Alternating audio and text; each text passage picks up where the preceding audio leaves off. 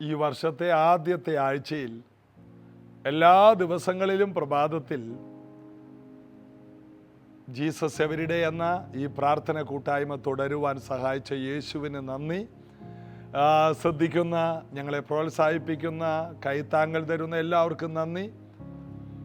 കഴിഞ്ഞ ദിവസം ഞാൻ ചിലരോട് പറഞ്ഞു, കഴിഞ്ഞ വർഷത്തിൻ്റെ ഒടുവിലെത്തിയപ്പോൾ 100 എപ്പിസോഡ് നമ്മൾ പൂർത്തിയാക്കി.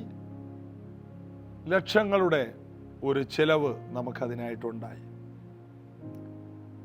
അപ്പോൾ ഈ ടെലിവിഷൻ മീഡിയ പരമ്പര എല്ലാവർക്കും എല്ലാ വീടുകളിൽ ഇരുന്ന് കാണാൻ പറ്റിയ രീതിയിൽ ഇത്രയും സംവിധാനങ്ങളോടുകൂടി ചെയ്യുമ്പോൾ ഇതിൻ്റെ പുറകിൽ വരുന്ന ഭാരിച്ച ചെലവിനെ നിങ്ങളാൽ കഴിയുന്നത് പോലെ കൈത്താങ്ങൽ തന്നാൽ നമുക്കിതിനേക്കാൾ കുറച്ചും കൂടി നന്നായി, ഇനിയും ഭംഗിയായി നമുക്ക് കാര്യങ്ങൾ ചെയ്യാൻ കഴിയും.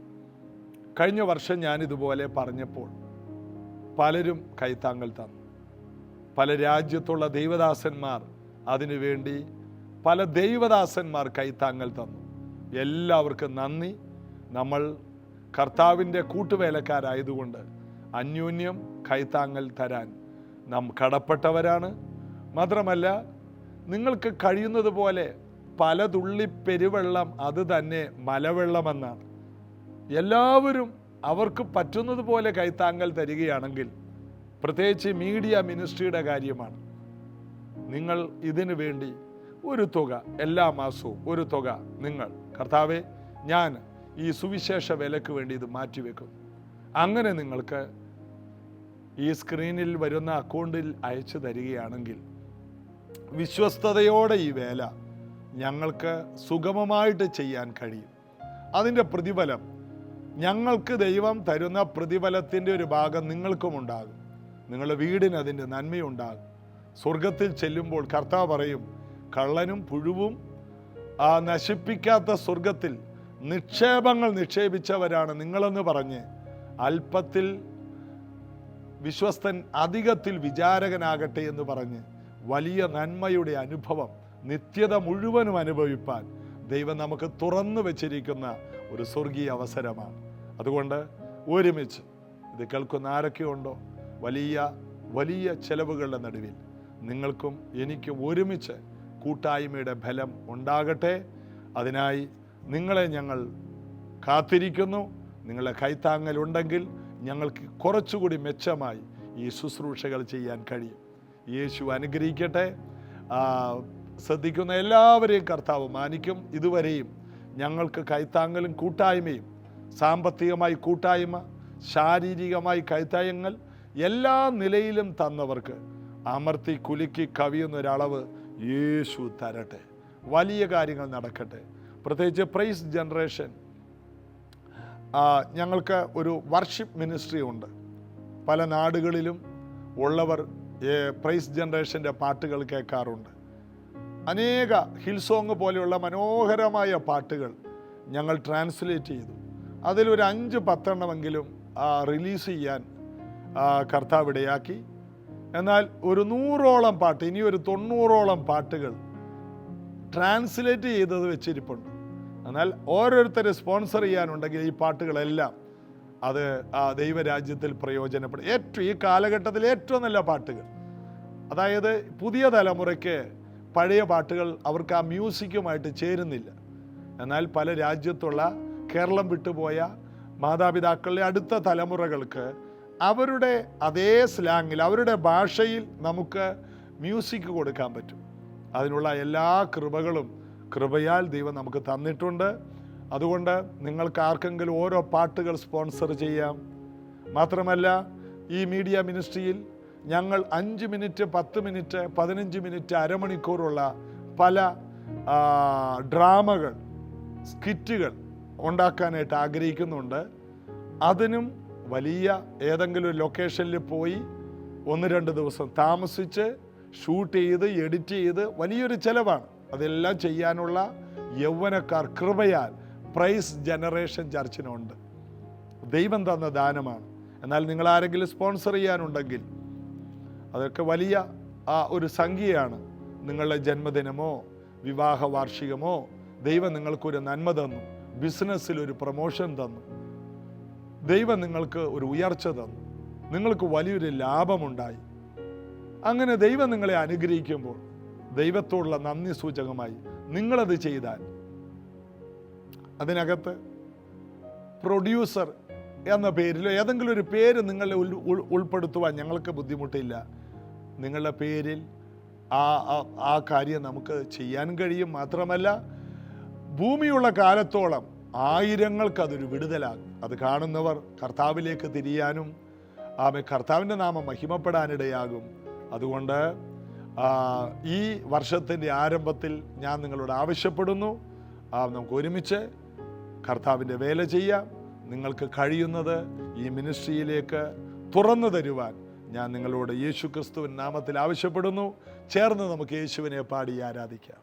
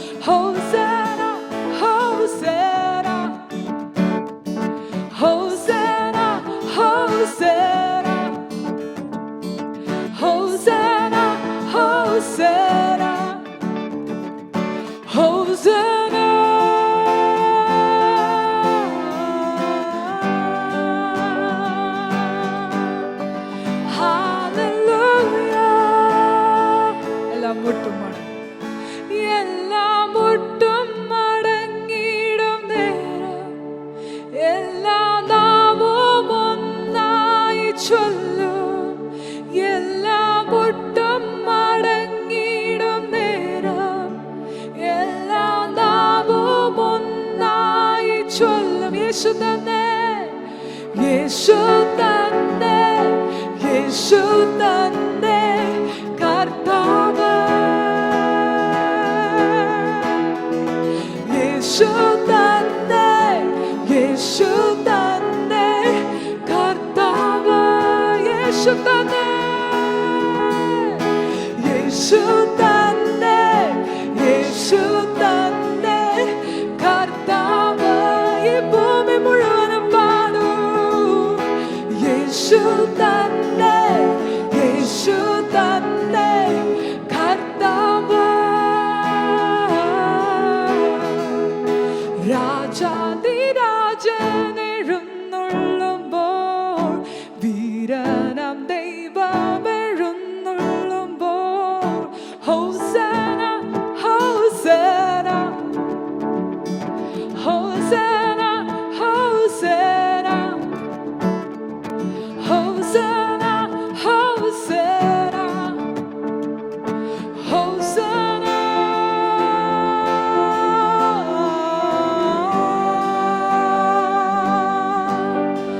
Hallelujah. Hosanna.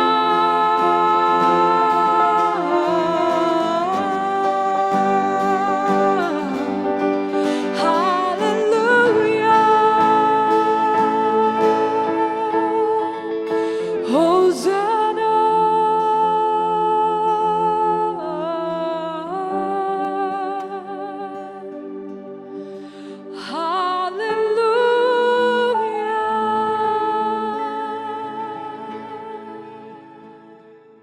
യെശയ്യാ പ്രവചനം 53 അധ്യായം. യേശു കർത്താവിൻ്റെ ക്രൂശിനോടുള്ള ബന്ധത്തിൽ, യേശുവിൻ്റെ ഈ ഭൂമിയിലുള്ള ജീവിതത്തോടുള്ള ബന്ധത്തിൽ, യേശുവിൻ്റെ വരവിൻ്റെ ആകത്തുകയെ മുഴുവനും നിക്ഷേപിച്ചിരിക്കുന്ന ഒരു അധ്യായമാണ് യെശയ്യാ 53. അതിൽ ഞങ്ങൾ കേൾപ്പിച്ച വചനം ആര് വിശ്വസിക്കുന്നു? കർത്താവിൻ്റെ കൈ ആർക്ക് വെളിപ്പെട്ടു?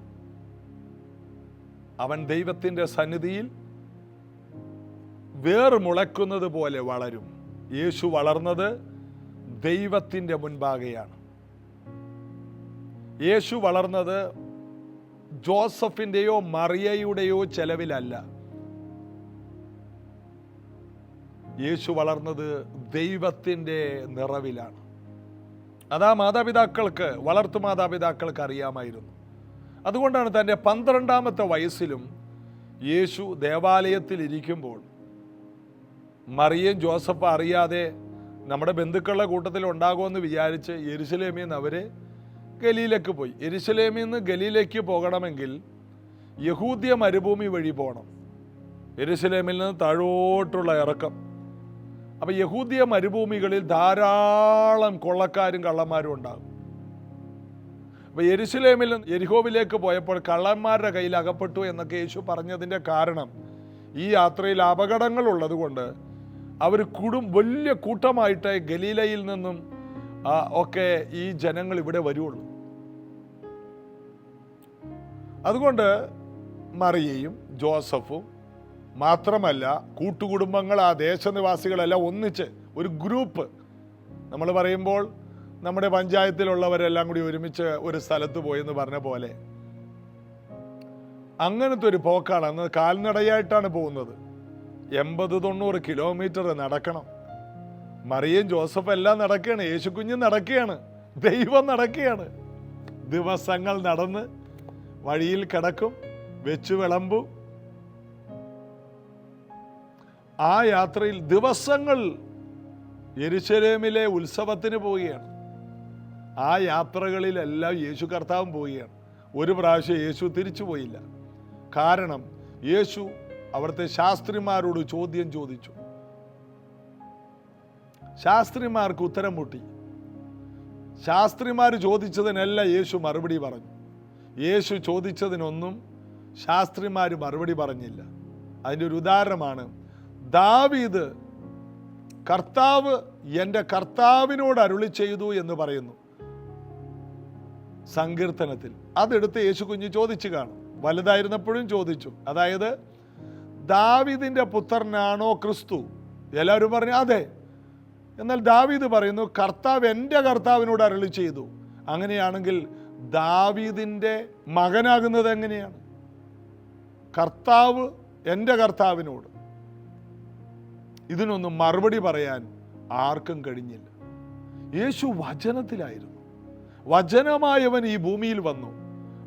അവൻ്റെ കുഞ്ഞു പ്രായത്തിലെ വചനത്തിൽ വളർന്നു.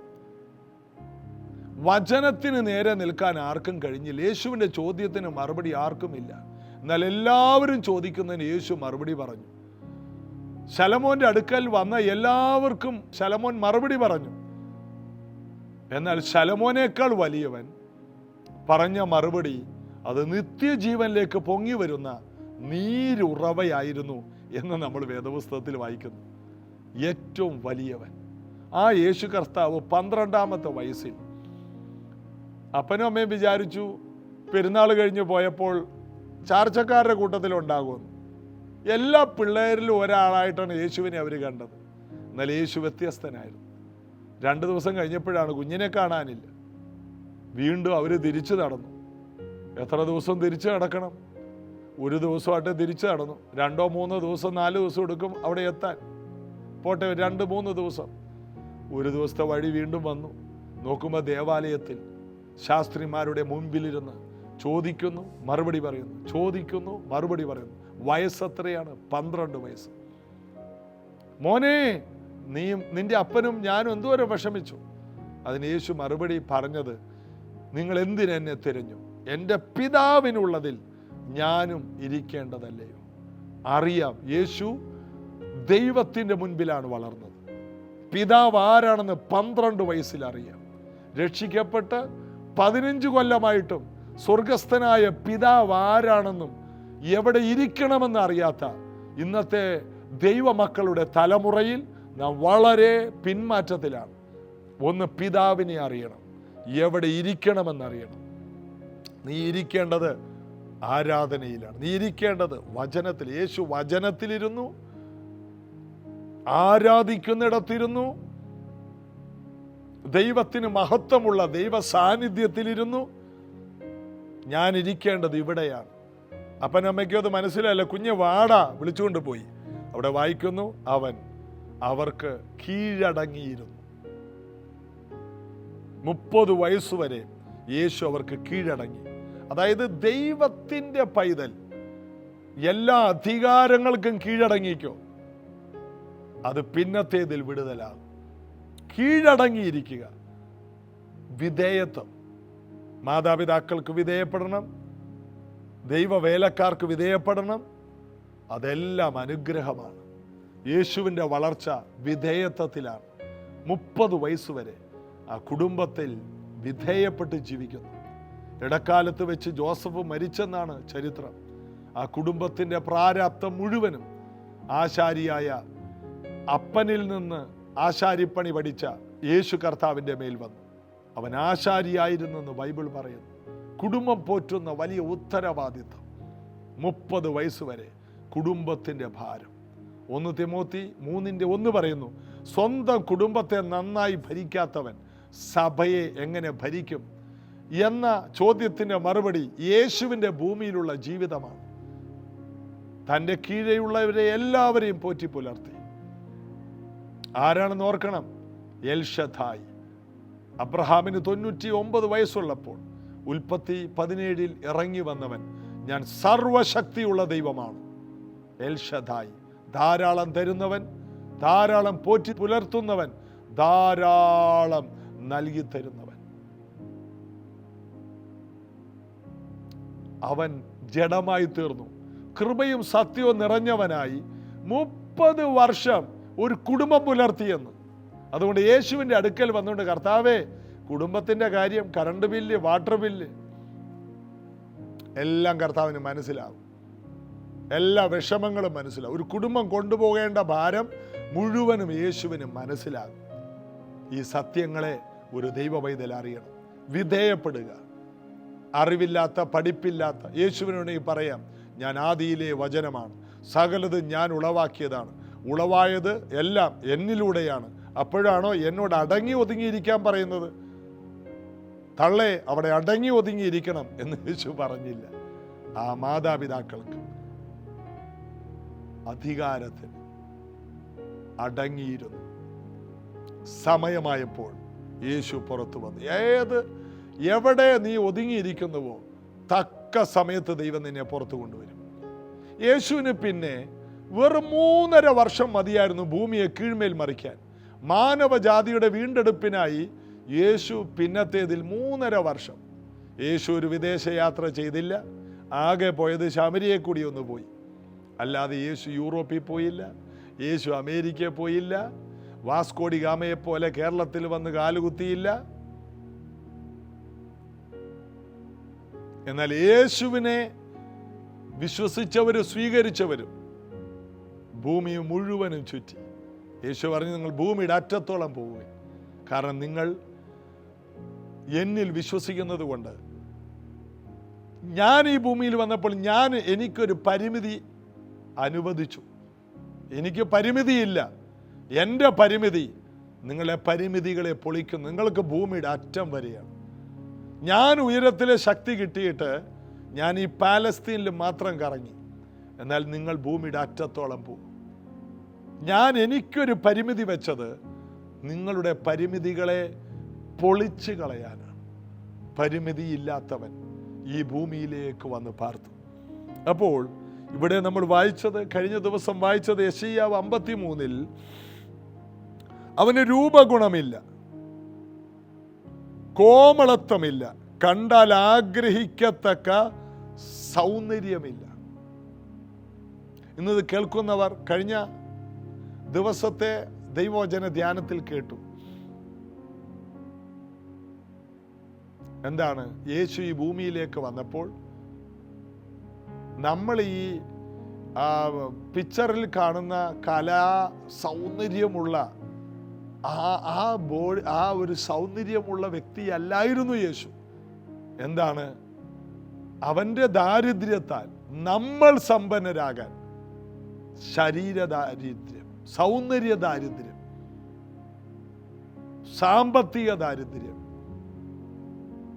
എല്ലാ നിലയിലും യേശുവിന് വിദ്യാഭ്യാസത്തിൽ, അന്നത്തെ വിദ്യാഭ്യാസം യേശുവിനില്ലായിരുന്നു. കാരണം ഒരു കൊച്ചു വീട്ടിലെ ആശാരിപ്പണിക്കാൻ യെരുശലേമിൽ യൂണിവേഴ്സിറ്റിയിൽ പോയി പഠിക്കാൻ യേശുവിന് മാർഗമില്ലായിരുന്നു. അതുകൊണ്ടാണ് ഇവൻ പഠിപ്പില്ലാത്തവൻ, ഇവൻ എവിടെ നിന്ന് ഈ ജ്ഞാനമെന്ന് അവർ ചോദിച്ചത്.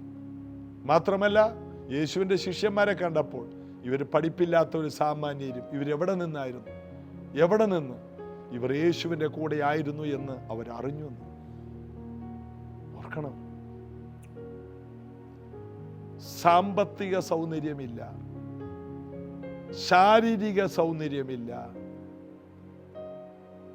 മാത്രമല്ല വിദ്യാഭ്യാസത്തിൻ്റെ ആ സൗന്ദര്യം.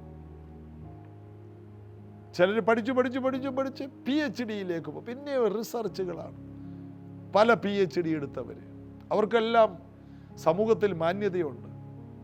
ഇതാ ഇവിടെ ഒന്നുമില്ല. സാമാന്യരും പഠിപ്പില്ലാത്തവരും കുറെ മീൻപിടുത്തക്കാരുടെ നടുവിൽ എപ്പോൾ നോക്കിയാലും ഒട്ടും പഠിക്കാത്ത ഒരുത്തനെ കാണും.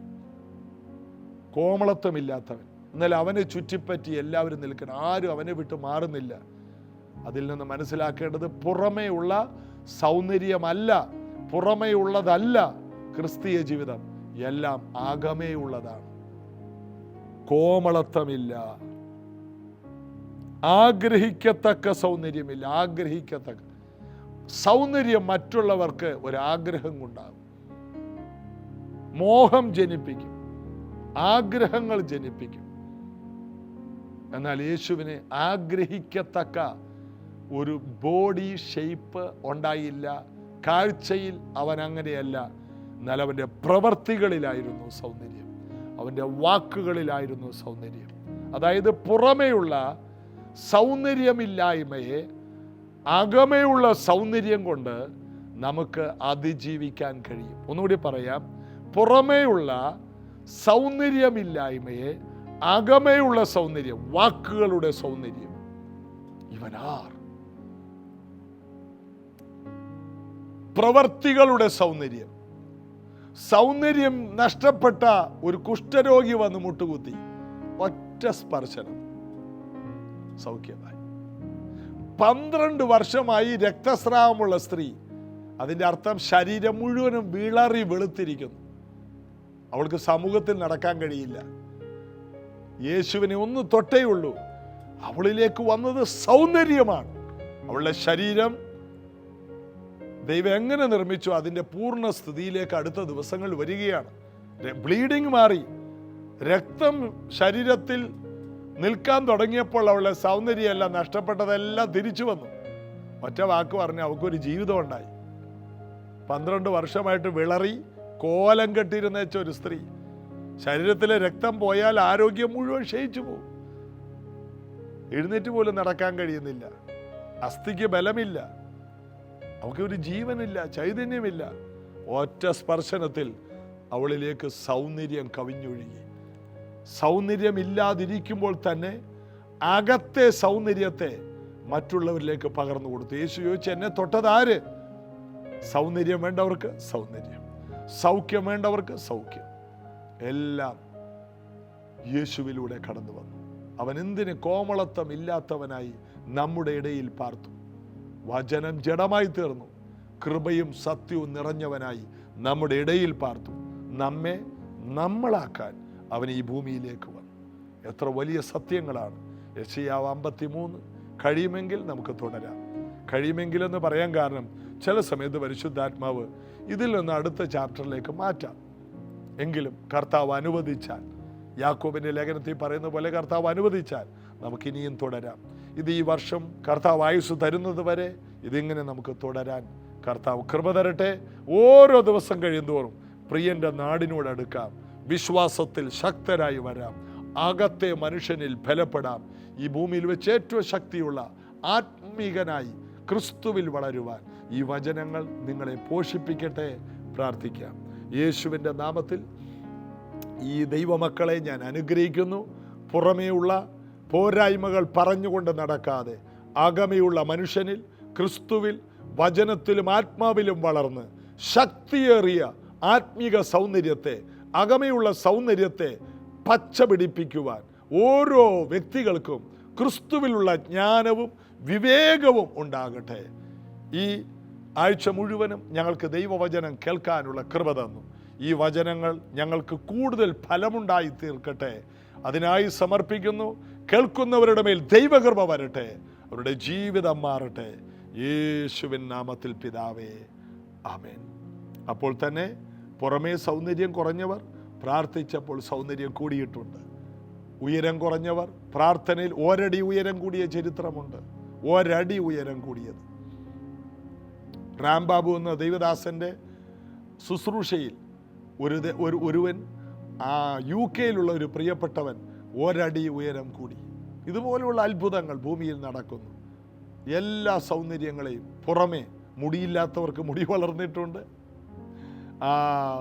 പല്ലില്ലാത്തവർക്ക് സ്വർണ്ണപ്പല്ലുകൾ മുളച്ച ചരിത്രങ്ങൾ സൗത്ത് അമേരിക്കൻ രാജ്യങ്ങളിൽ ധാരാളമാണ്.